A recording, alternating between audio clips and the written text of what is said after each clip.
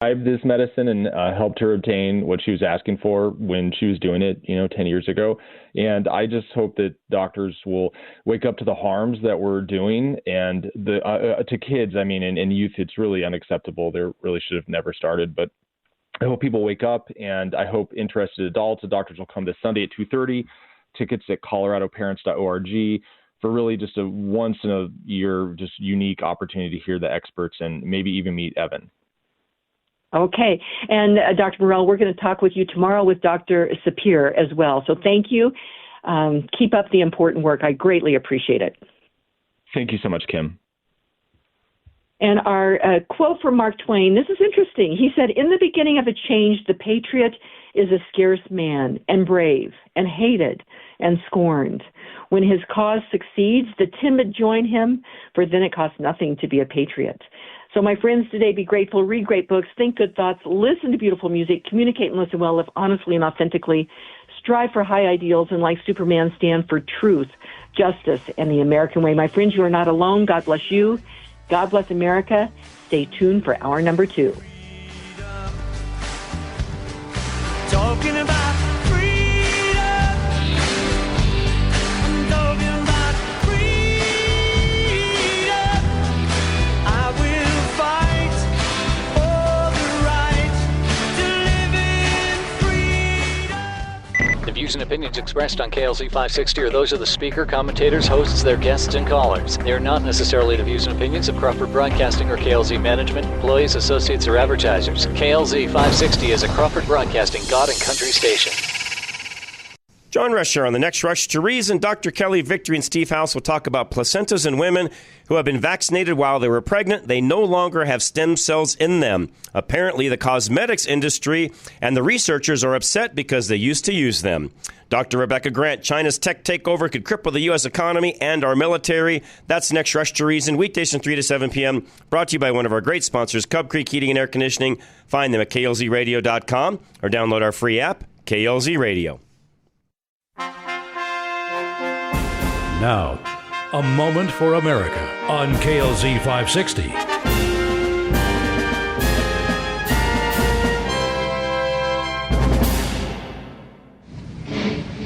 I pledge allegiance to the flag of the United States of America and to the republic for which it stands, one nation, under God, indivisible, with liberty and justice for all.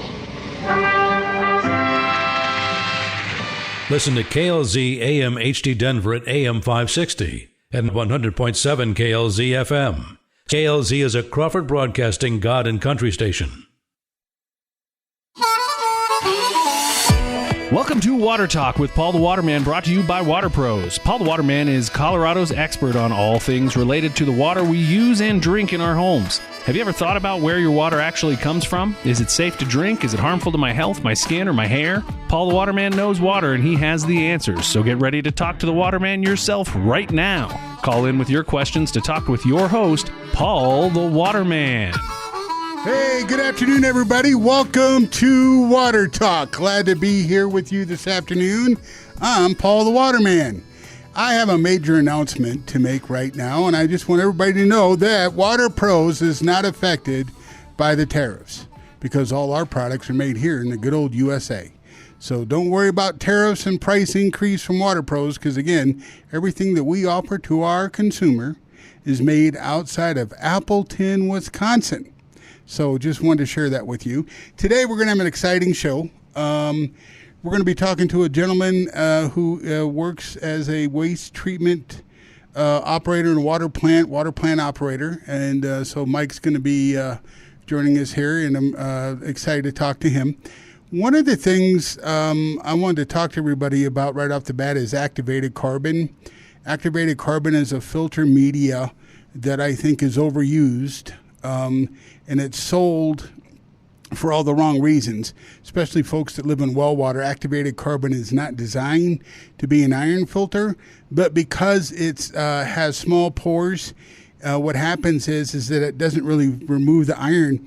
It slows the water flow, and as it slows the water flow, then the iron oxidizes inside that filter housing.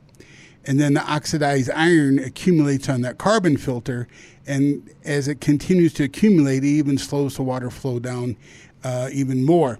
Activated carbon is basically called activated carbon because it is increases the pore size, and that's basically what they're doing is they're making little bitty tiny microscopic pores where atoms and molecules can adhere to the surface of the carbon.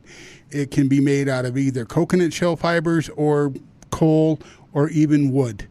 So it activated carbon because it pores in it on a microscopic scale.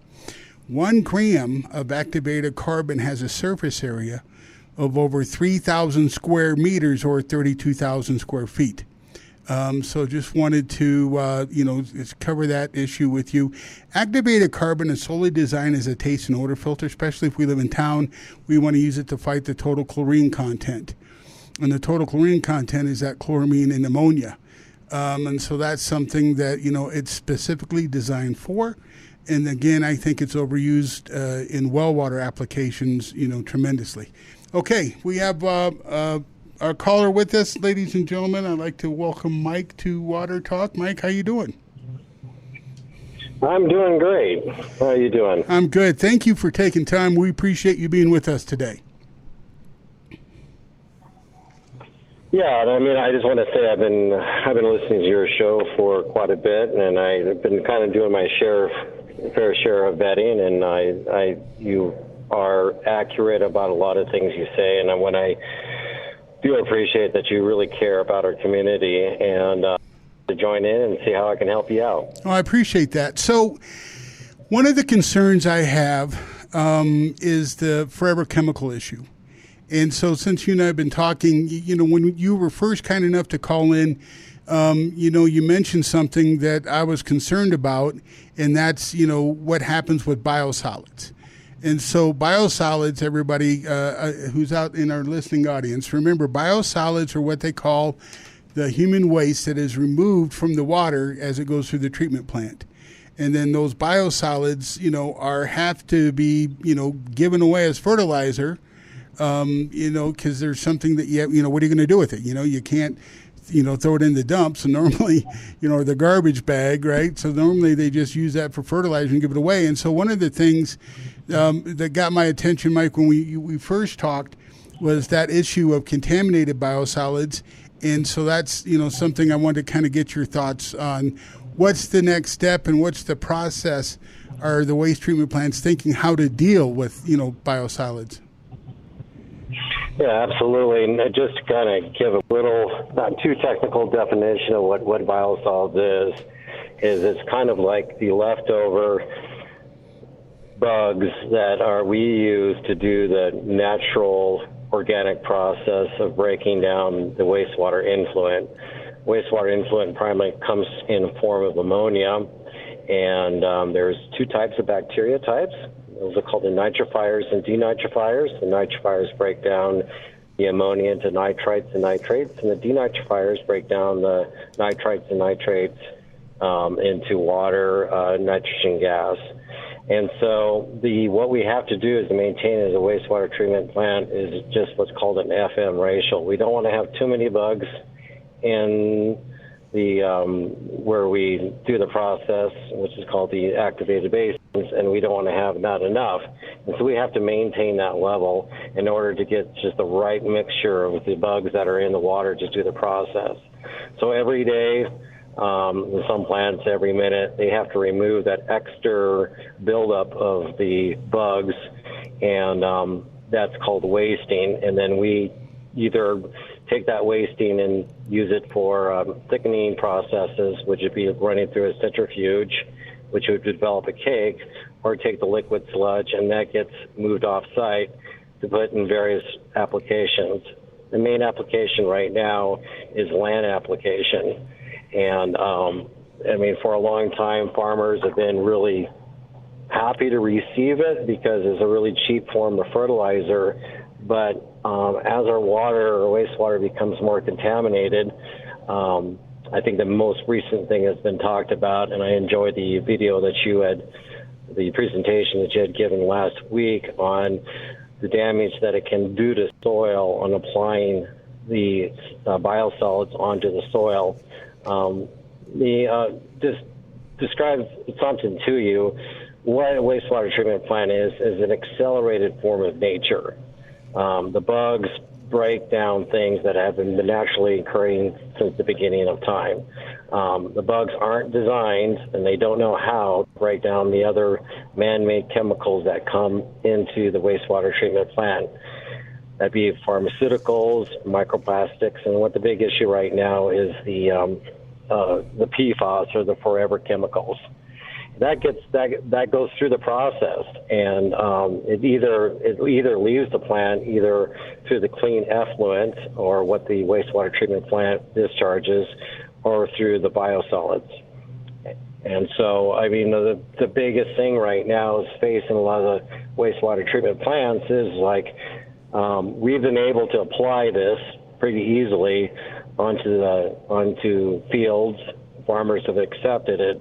But the issue of the contamination is becoming more of a problem, and there's going to be a day that we're going to have to figure out a different way to dispose of that.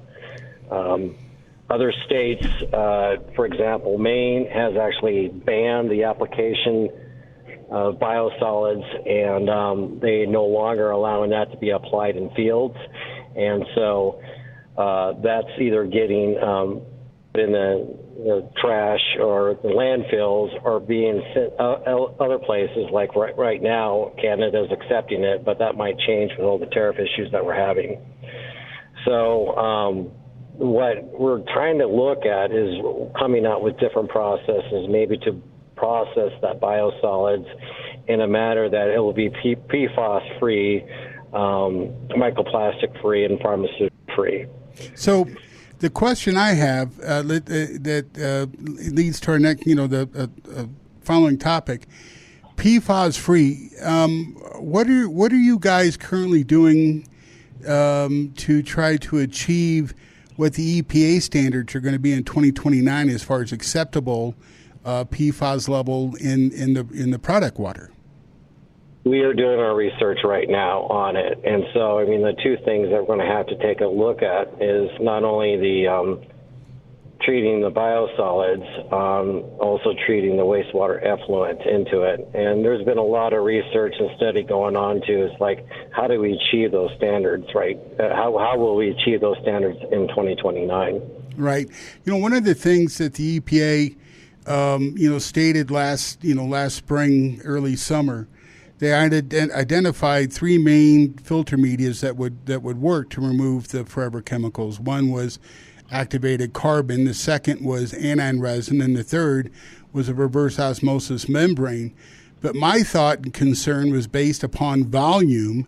You couldn't, as of right now, I'm unaware of any specific filtration process that you could implement that could treat it on demand. So then my next thought is that, are we going to have to be in a situation where we're treating the water a batch at a time, to be able to successfully filter instead of a high volume filtration process, do it more on a low volume that would be more manageable?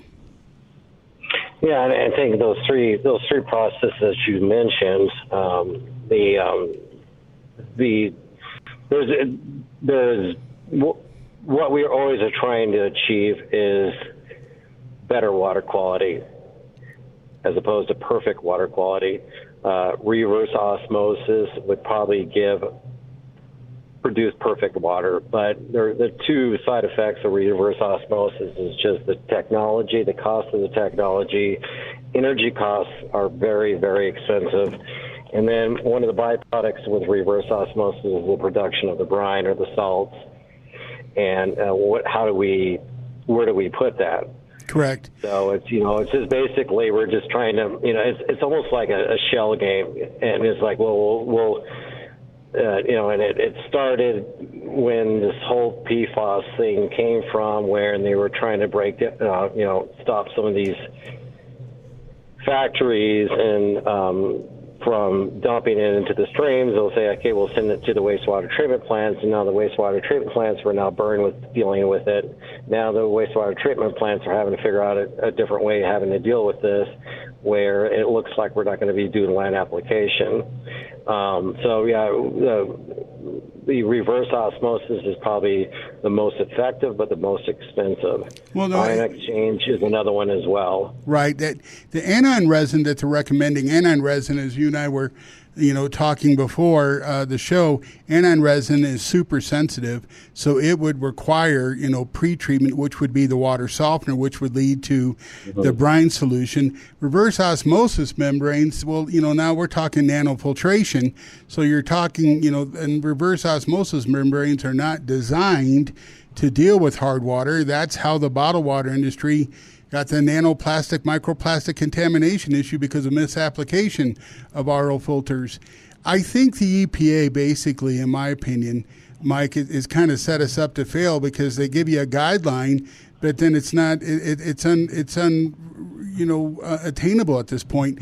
To have a filtration system, in a water main, you would have to have a filter media system that would have to be probably in a 2-3 story building, and to handle the volume, but then it's not an unlimited volume that the water can handle. So then what would we do with that exhausted, filter media, either activated carbon or and that would be, in my opinion, the only really alternative, because the other applications I don't think is really practical. And, and kind of if you want to explore that activated carbon, activated carbon has been used for a very long time in water treatment. It's probably been used for hundreds of years. And the first stages of making activated carbon is produce a biochar, which is just the pure carbon that has been, I think, I don't know. I think the Spaniards have discovered the use of it down in South America hundreds of years ago. The fascinating thing with charcoal or biochar activated carbon is just its surface area and its ability to absorb a tremendous amount of dissolved solids or other chemicals in it. I don't know. You probably know better what the surface area. If you want to talk about charcoal, I think, yeah. Yeah, Mike, a porous microscopic scale. So for activated carbon, they say that 1 gram of activated carbon has a surface area of over 32,000 square feet.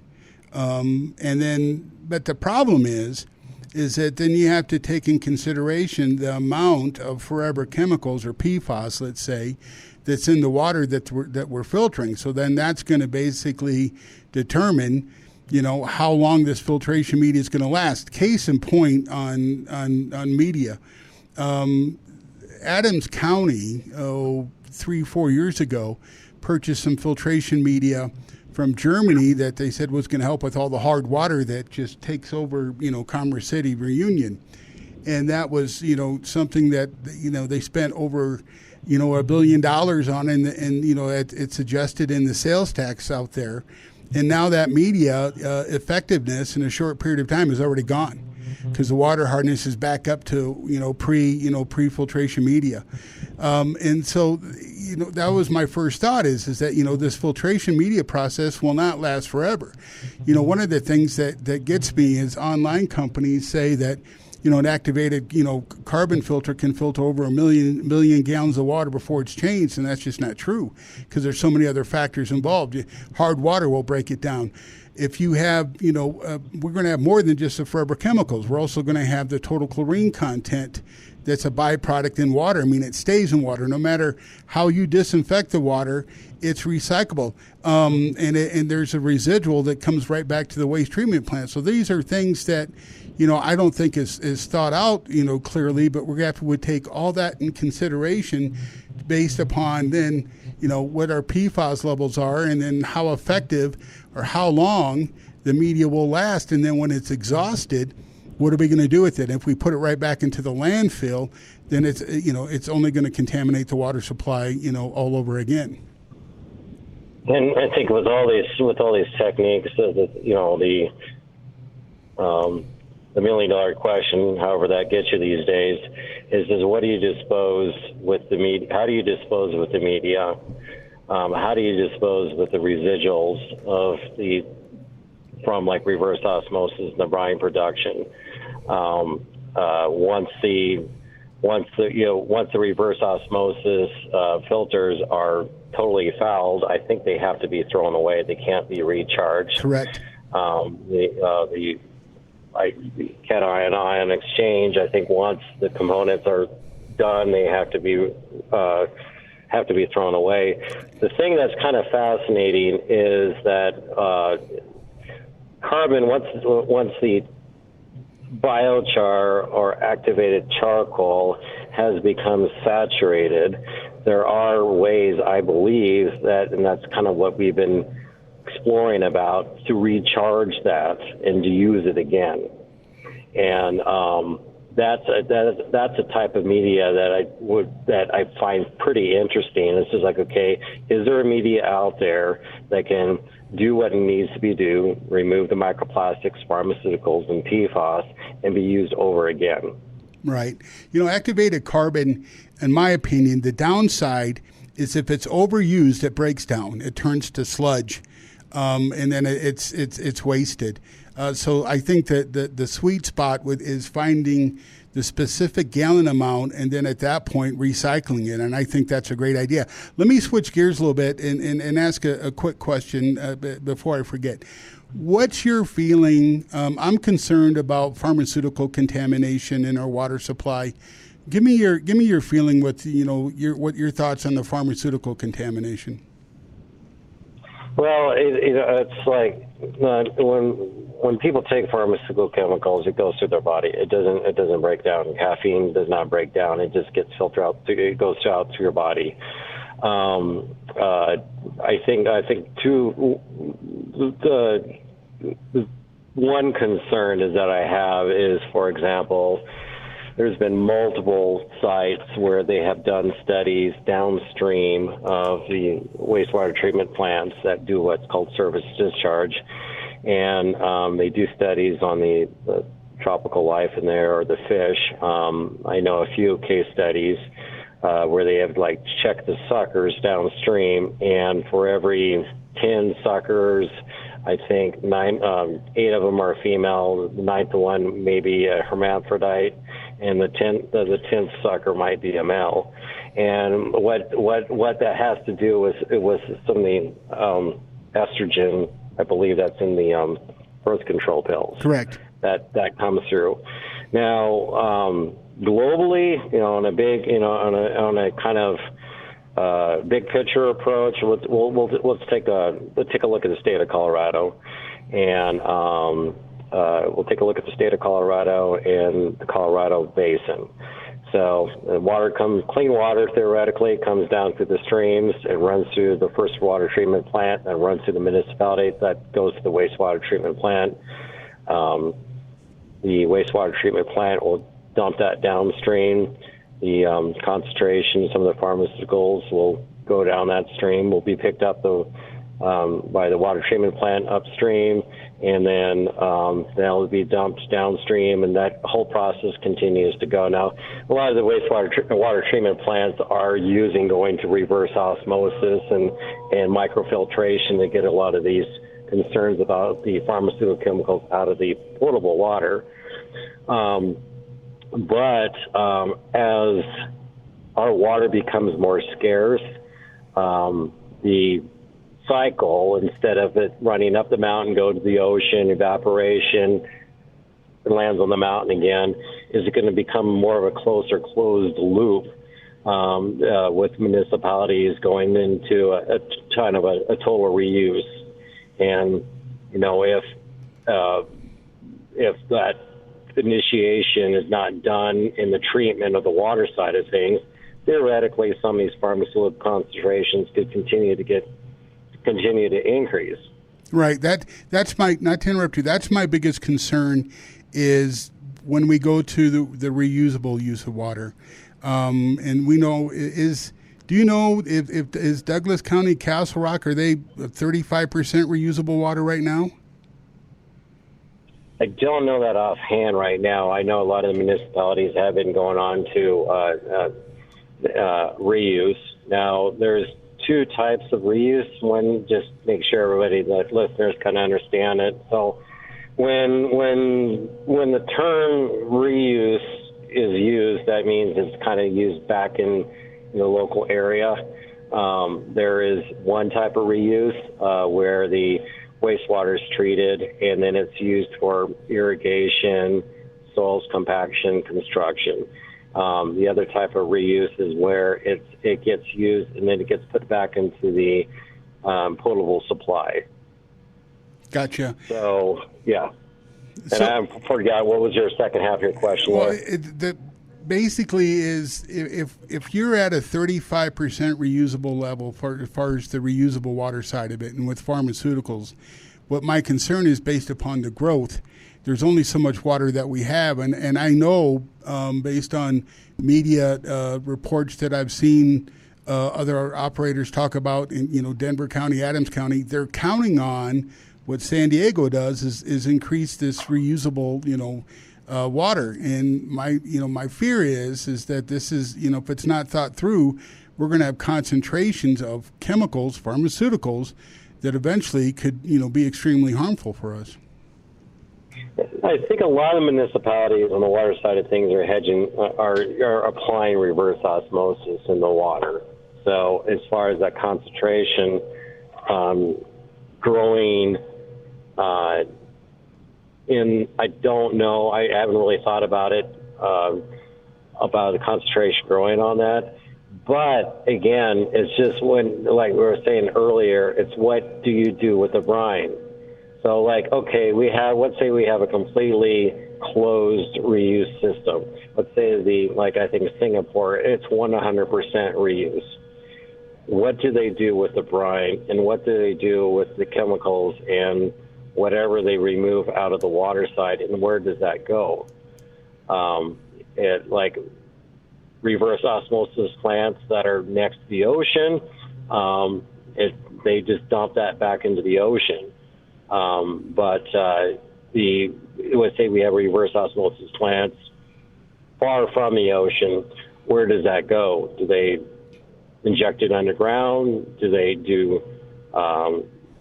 How do they dispose of it? So that, for me, that's more of a concern than this, loop of pharmaceuticals continuously to increase when you have a 100% or a partial percent reuse facility. No, when you're using a reverse osmosis, you're basically the most efficient system you can expect was 1 gallon for every gallon of water filtered. You're going to have 1 gallon of wastewater. So the wastewater from a reverse osmosis is absolutely 100% full of all the contaminants that it just removed. You're exactly right. So with the reverse osmosis, what's your choice? You dump that into the ground.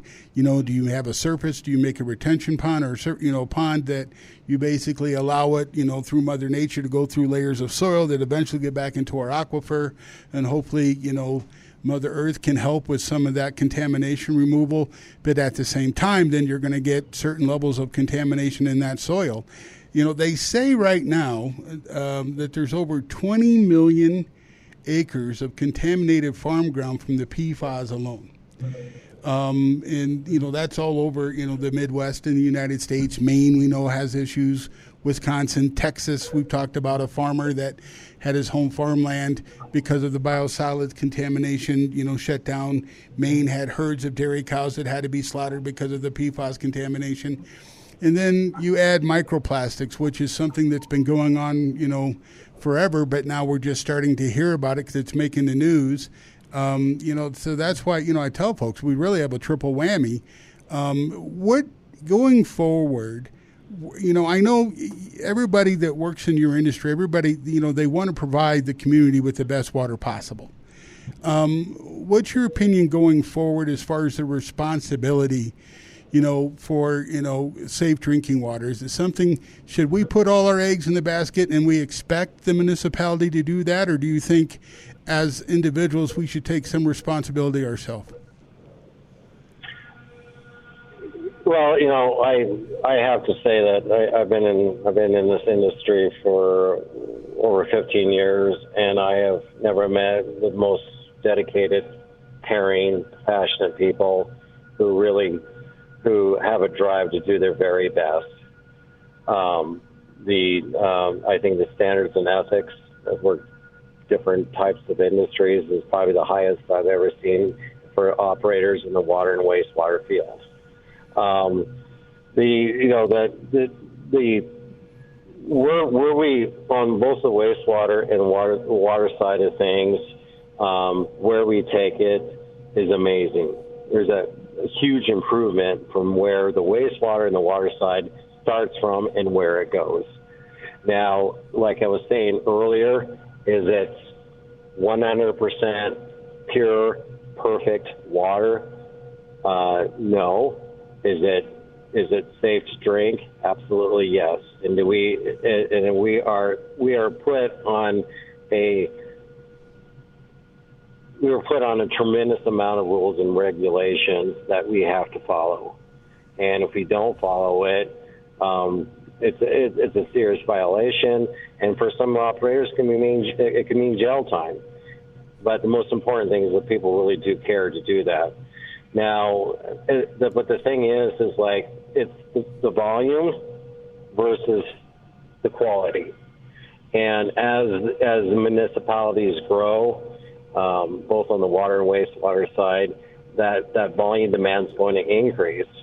And so for me, with that understanding, is for the consumer to understand is that we follow a whole set of rules and regulations in order to make that potable water, drinkable water, safe water.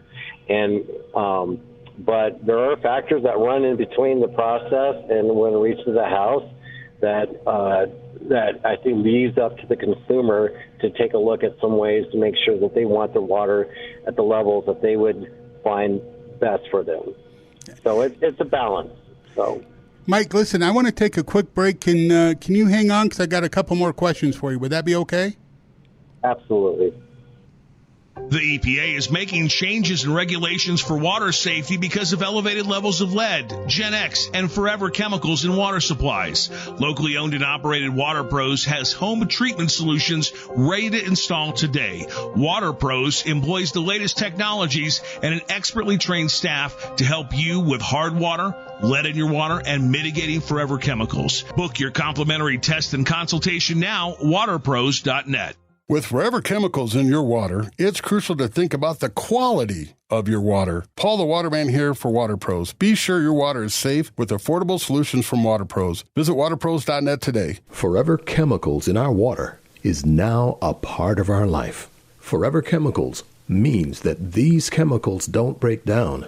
Call Water Pros for your free in-home evaluation of the concerns of forever chemicals and the ways to remove forever chemicals from your family's water supply. Call 303-862-5554 and request your free evaluation or go to waterpros.net. This is 560 KLZ, your home station. Welcome back to Water Talk. I'm Paul the Waterman.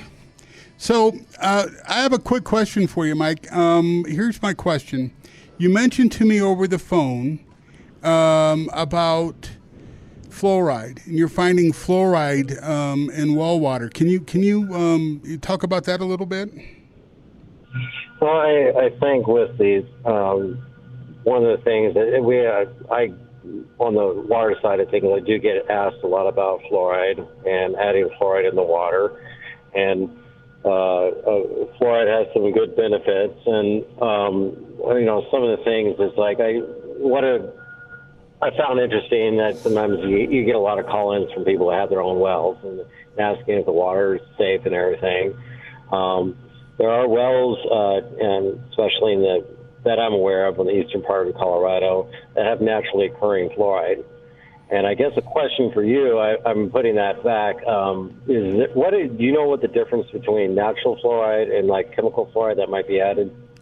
Yeah, like the natural fluoride with Colorado, we get it from basically decaying rock. I find a lot of it up in the foothills, and you remove that with an aniline resin. So aniline resin, on a side note, aniline resin is a multi-purpose, very capable filtration media, but it's so doggone sensitive that it has to be supported by soft water. So aniline resin can remove the fluoride, can remove uranium, can remove nitrates. It's proven to remove the PFAS of forever chemicals. I mean, it's a marvelous miracle media, in my opinion, because it's and silica. Silica is another thing that it can remove as well. And silica is an opposite charged ion than what water hardness is. And so, the chemical fluoride is what they add, the additive for the drinking water. I talked to a dentist a while back, and he said the reason why they did that was for gum strength, for bone density in our gums, because years ago, it was all dentures. Now they've switched from dentures to implants, and it was the dentures that sat in the gum line, and then eventually, when you see somebody, I remember having a relative that the dentures would fall out of their mouth because the gum line receded because the bone, density went away.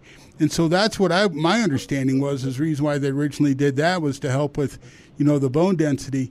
And so, that was something that I learned long ago. In Henderson, Nevada, they had an issue with too much fluoride in the water, and it was basically decaying children's teeth. And I remember that was a big news story back in the 90s. Yeah, and I think too is I know the EPA is kind of cutting back on the amount of recommendations in fluoride in the water, because we're getting it from a lot of other sources too. It's been added in for several decades. It's been added in the potable water supply, and that water gets used for other areas in agriculture, and then that kind of rolls around, and we're getting fluoride added at many different resources than what it used to be from exclusively from our water supply. And so I think the EPA is going to probably be continuing to reduce the amount of recommendations in fluoride that's needed because of the other sources on it. And also, I guess the more of the knowledge that's out there as far as maybe using it in toothpaste and other sources. So, Mike, remind everybody who's listening, just for a recap, tell us your experience in wastewater water treatment again. I've operated several different sizes of plants, from small systems to large systems throughout the western part of Colorado. Single gas stations that just have a well, or homeowners who have a public water system, and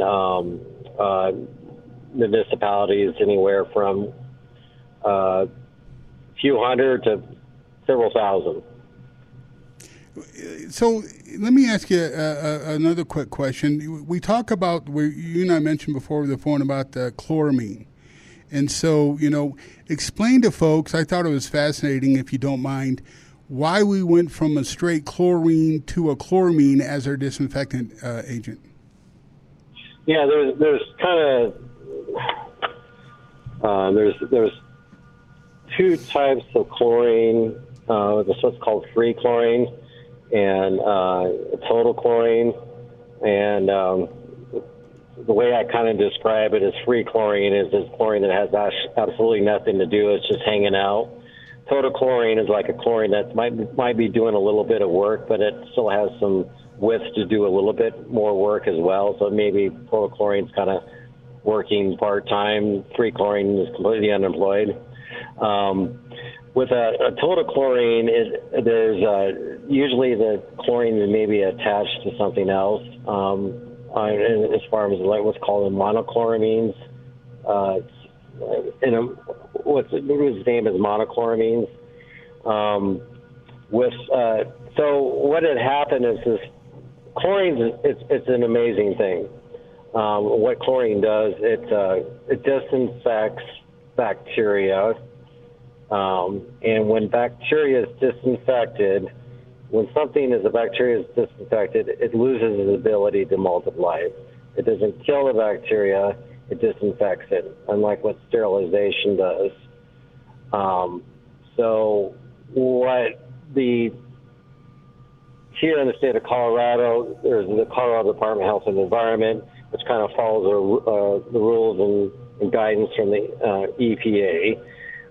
Started to require that at the very end of the distribution, you would have to have a chlorine residual of 0.2 milligrams per liter or greater. Now, the reason they had done that is because if the chlorine dissipates out of the distribution system, which is that when I say the distribution system, those are the names of the pipes that go to the houses. So when the chlorine dissipates out of the distribution system and if there's any contamination in the pipe and there's no chlorine in it, it's a moist environment, dark environment, that bacteria could multiply and get the people who are on that potable water supply sick. So one of the things the state said is like, hey, you got to maintain that 0.2 milligram per liter residual at the end of the distribution system. Well, a lot of municipalities were having to install auto flushing systems at the very end, the water lines, or having to go out there on a constant basis and flush the fire hydrants in order to bring in fresh water and to maintain that chlorine residual. And so what they had found is like, if we can maybe find a way that the chlorine will not dissipate as quickly, and they did, and that's the form of monochloramines. And it's like if it's in a monochloramine form, which is maybe a little bit what some people would call a little bit more of a stable form, they were able to achieve that 0.2 milligram per liter residual at the very end of the distribution system without having to do constant flushing like they were doing before, which was a great idea. It was a great idea, but now the drawback is the concern about the carcinogenic effects about chlorine being in that state, which would be the trihalomethanes. And the trihalomethanes is something that the World Health Organization has been screaming, trying to get everybody's attention, as a harmful carcinogen, because it's not only can be absorbed through the skin, but it also can be inhaled, in steam when we take a shower. One of the things that I found with the switch to the chloramine is it doesn't dissipate at all. It stays in the water supply, so it achieves that goal. But people that have conventional hot water heaters, it accumulates. So, so people, especially if you're a 1 to 2 person household where you're not having a constant turnover, if you have a bunch of teenage kids, you're not to worry about it because the showers are, 30 minutes per person. But, if you're 1 to 2 person household, the chloramine, I've actually seen, testing, on-site testing that shows, because we do the hot water test on the hot water heater where the total chlorine content is higher than what is coming out of the cold water tap. And so that's something that, we found that one of the things I mentioned to you, I also want to share before I forget, is that, when this started really switching over, metro-wide back around 2015, 2016, and I've also found that to remove it, you need basically a 2-stage carbon filter to remove that, because if it's a basically standard everyday carbon filter, it'll get the chlorine out, but the ammonia stays. So we also found that it needs, in a sense, you need a 2-stage filter process to be effective. Now, some carbon filters have basically, evolved to where they're a 2-ply, where you got the first outer layer, and then it goes through a secondary inner layer carbon filter, which is effective with the chlorine, total chlorine removal. And kind of just addressing what you were saying earlier, it's just like, we're that balance between the consumer and the water plant operator. And I can tell you more than one case, I've had homeowners and with a system that uses monochloramines come and tell me, it's just like, what's causing my skin to itch? This is irritating. And I was like, and there are people who have those cases where they get some skin irritation or get some other, they can't stand the smell. The nose's sensitivity to monochloramine is extremely minute. Like for a free chlorine, I think like a chlorine can be like really high. I don't know the numbers right in front of me, like 10 or 20 milligram per liter on it with free chlorine. But monochloramine, it's like in the 0.1%. People can start smelling it, and it can start irritating their skin. And in that case, it's like, that's when I think the consumer needs to become educated, do their testing, talk to the municipality, find out what the municipality is producing. There's a wonderful document out there, for your listeners, because I really want to, the reason I want to be on this show is just, I think, is the education. Absolutely. So, and then that's one thing that I think you really encourage is get educated. On the water side of things, there's what's called the Consumer Confidence Report. You can do an internet search for the water system municipality that's in. There's information usually comes in your water bill. The consumer can go on that and read that Consumer Confidence Report. It gives a lot of information on the water quality and also the source that the water comes from and how it's treated. There's also information out there where the consumers can get a hold of water treatment plants and through the municipality and get more information. And then at that point, they can do educated things like, hey, I'm getting the skin irritation as a result of the type of treatment of the water treatment. Yes, it could be. And then at that point, then it's like, is there a system out there that I can put in my house that can get the water quality to the conditions that I need? See, I have to agree with you. Education to me is the key, and I love the idea of people getting involved and calling, their local water district. You're paying for the service. Call them and ask the questions. Everything, Mike, that we put out there, we find online. People can do the same thing. YouTube is an awesome, reliable source. I find it interesting, though, that the AP, 10 years ago was doing studies and concerned about pharmaceuticals in the water supply, and they haven't done anything since. And so, to me, my concern is we really need to find out what, hormones are going to do to us. We mentioned, the hormones from birth control. We've known that they've been in the water supply. I'm talking about those who choose to, augment their bodies. Is everybody else going to pay the price? Is those, hormones in the water supply where we have to worry about? Because there's only so much you can do, as far as removing those contaminants. And sometimes, you get overwhelmed based on everything that, you guys have to deal with. Yeah, and back, there's two things that we're having to deal with. Is that nationwide, a lot of these the people don't really want to talk about the water plants. They don't want to talk about the wastewater treatment plants until it's too late. And there are a lot of municipalities that are getting old.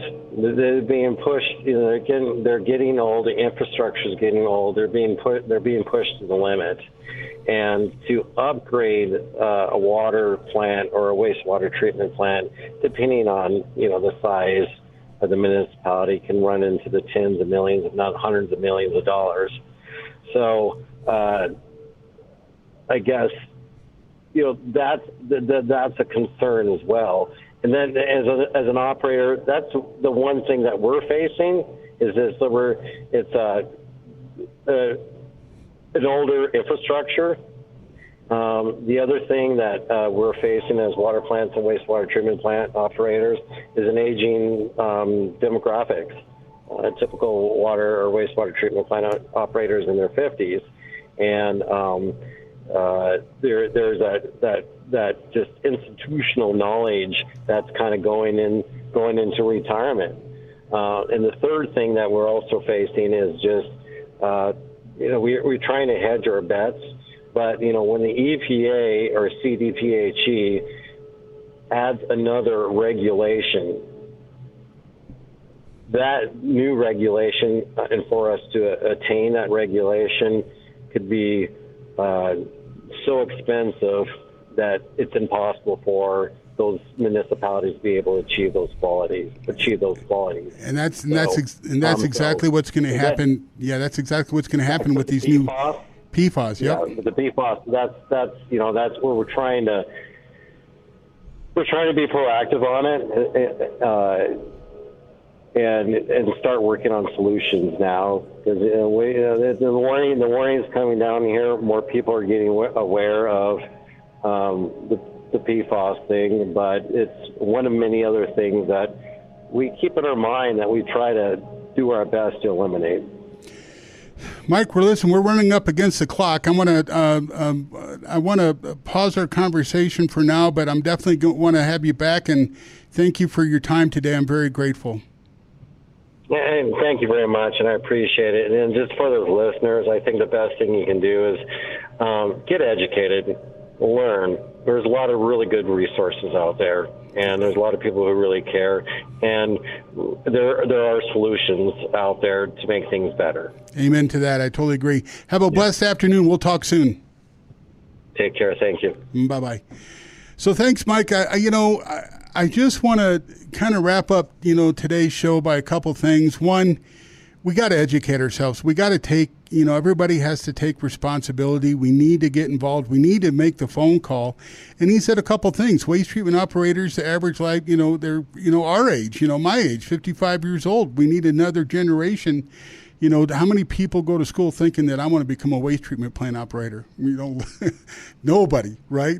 The second thing is that with this PFAS contamination and the EPA guidelines that was passed by the Biden administration, these are real numbers right now until they change. That if remember, the EPA states if a municipality does not meet these guidelines, and you only got till 2029, and you know how fast time goes by. And if that doesn't, they're going to be fined. So who's going to pay that? The taxpayer. And where's that money going to go? Exactly. So these are things that we need to help. And then what I mean to need to help is we need to start making a phone call, get involved and say, hey, get our community leaders to start paying more attention to this. Because this is something that I guarantee you a municipal government, from the smallest city to the largest city, they're not talking about this. And, there's other issues. And water is the most important aspect of everyday life. And I'll tell you another thing that's very important is the wastewater. And so, when you have 20 million acres of land that's being contaminated by the PFAS, that's serious. And so we have another factor of contaminated farmland. It's a problem that we have to address. Now, you guys can find information. You can Google it. You can go to YouTube and type in. There's some, everything that we shared with you on this program is information that we got right off of Google. It's right there at your fingertips. You can see the same information that we share. I encourage everybody to do so. We're going to have Mike back because there's a lot of more topics that we want to talk about. And so, I think this is the best way is just to educate. Speaking of educate, if you go to waterpros.net, that's waterpros.net. We've got a lot of great information that you can read and educational information.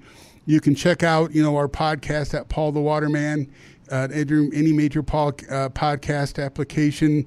We replay, put our show that we do here on, the Powerhouse AM 560 KLZ. And if you have any questions, you're always free to call the studio no matter what. And, give us a call next week. Write the number down. It's 303-477-5600. And even when we get guests on the phone like Mike, we'll be more than happy to, take your call. And we just think that this is something that going forward, health is water. And right now, with my personal opinion, I've said this before, with the quality of our water, is it safe for human consumption? That is my concern. So, listen, thank you for being with me. God bless everybody, and I look forward to talking to you next week. Take care.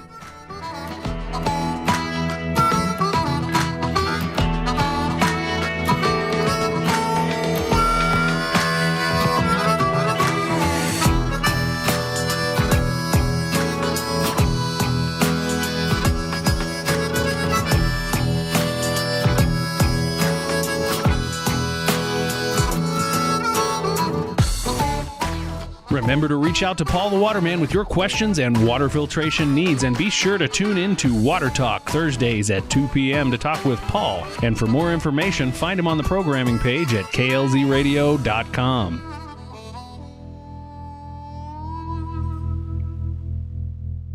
The views and opinions expressed on KLZ 560 are those of the speaker and do not necessarily reflect those of Crawford Broadcasting, the station, management, employees, associates, or advertisers. KLZ 560 is a Crawford Broadcasting God and Country station. Forever chemicals, microplastics, pharmaceuticals, and total chlorine are real contaminants in our water. Clean water is essential for our everyday life. Water is the best flushing agent our bodies can use. We cook with water, we bathe in water, and we grow our food with water. Call Water Pros for your free in-home evaluation. Water Pros can educate you about the concerns of forever chemicals, microplastics, pharmaceuticals, and total chlorine, and discuss ways to remove these contaminants from your family's water supply. Call 303-862-5554 and request your free evaluation, or go to waterpros.net to request your free in-home consultation. Water Pros is a family-owned, veteran-owned business dedicated to offering the best solutions to meet the needs of the water concerns we have today. Call 303-862-5554 today or www.waterpros.net. Diabetes is a killer. After I was diagnosed, I had no pain. I didn't feel sick, so I didn't listen to my doctor. Then it struck. I had a heart attack, then a stroke. And I was only 49. If only I'd known. If only I'd listened. The complications of diabetes often go undiagnosed and are far more serious than you might think. Most people with diabetes also have high blood pressure and cholesterol, which can cause severe heart damage. In fact, 2 out of 3 people with diabetes die from heart disease or stroke. But you can reduce your risk of heart disease and stroke by lowering your blood sugar, blood pressure, and cholesterol. Learn how. Call 1-800-DIABETES for your free diabetes survival guide. Choose to live. It's not too late.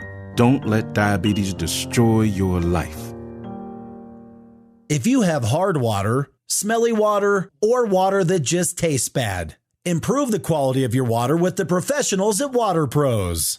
Water is a precious resource that's a part of everyday life. Harmful cleaners, forever chemicals, microplastics, and pharmaceuticals end up in our water supply, and they don't just magically disappear. Water treatment should not cost tens of thousands of dollars or require long-term financing. For KLZ listeners, a complete Water Pros water treatment system start at only $31.95 installed. See why people are trusting the professionals with Water Pros. Water Pros is a family-owned and veteran-owned business dedicated to providing you the best in water treatment for less than the other guys. Go to waterpros.net today and request your free water test. Or call 303-862-5554. That's 303-862-5554. And ask for the KLZ Listener Special. $31.95 for a whole house water softener and point of use reverse osmosis. Every day, 21 veterans commit suicide. Last year, active duty suicides surpassed the number of combat deaths. You can help by donating to Freedom Service Dogs. They rescue dogs from local shelters and train them to be service dogs for these heroes. Donate today at freedomservicedogs.org. Rush to Reason with John Rush is coming up next on KLZ 560. John Rescher on the next Rush to Reason. Dr. Kelly Victory and Steve House will talk about placentas in women who have been vaccinated while they were pregnant. They no longer have stem cells in them. Apparently, the cosmetics industry and the researchers are upset because they used to use them. Dr. Rebecca Grant, China's tech takeover could cripple the U.S. economy and our military. That's next Rush to Reason, weekdays from 3 to 7 p.m. Brought to you by one of our great sponsors, Cub Creek Heating and Air Conditioning. Find them at klzradio.com or download our free app, KLZ Radio. It's springtime in the Rockies with Sportsman of Colorado. Hi, this is Scott Watley. Tune in Saturday afternoons at 1. We'll tell you where the fish are biting with our fishing experts from Discount. More than a foundation of self. As it climbs higher, the structure weakens, and as time passes, holes begin to appear. Each one a small clue alluding to the facade of the design. Bit by bit it grows, becoming unstable as it is weakened by its own attempt to outbuild its flaws. And then eventually it happens. The weight of the whole system becomes too much to contain, and it collapses. Each piece of false glory crumbles to the ground, leaving us right back where we started, with an opportunity to build again. Perhaps this time on a stronger foundation. You are listening to KLDC Denver on HD 1220 AM and streaming online at 1220kldc.com, a Crawford Broadcasting God and Country station.